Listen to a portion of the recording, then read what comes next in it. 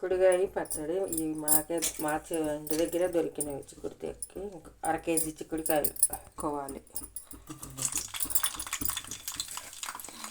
శుభ్రంగా కడిగి ఆరబెట్టుకొని నూనెలో వేయించుకోవాలి. శనగ నూనె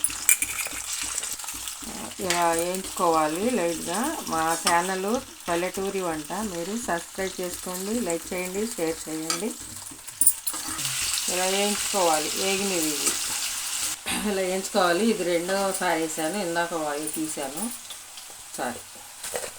ఎల్లిపాయలు గిద్దెడు కారం, అర కేజీ చిక్కుడుకాయలకి గిద్దెడు కారం, ఒక తక్కువలో అరగిద్దు పైన ఉప్పు, పసుపు, మెంతులు, ఆవాలు, జీలకర్ర వేయించి పొడి చేసిన పొడి ఇలా కలుపుకోవాలి. కారం ఉప్పు అన్నీ పట్టేటట్టు. 20 గ్రాములు చింతపండు ఉడకబెట్టుకొని గుజ్జు తీసుకొని ముక్కలు వేయించిన ఆయిల్ వేడి ఉంది సరిపడా పోసుకొని కలుపుకోవాలి.